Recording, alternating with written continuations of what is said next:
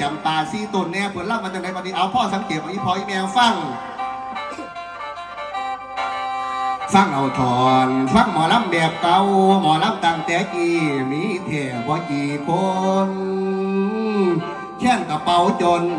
จังเมียนหวนเอาหลายผ่าเพลายเขียนเอวละบำลำฟอนท่านหมอลำเก่าแปลนมาปู4-5แผ่นพ่อได้แอนฟอนไฟไต่เม่นกระบองพ่อให้พวกพี่น้องได้มานั่งฟังลำมรดกของอีสานตั้งแต่ดูนมาแล้ว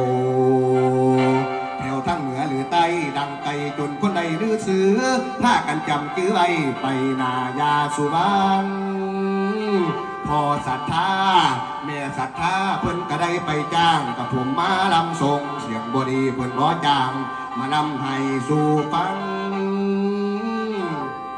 พร้อมมาแล้วกับเพศเป็นกายบ่ายเอาผ้ามาผูกเขียนหัวเพชรเป็นตัวสารพัด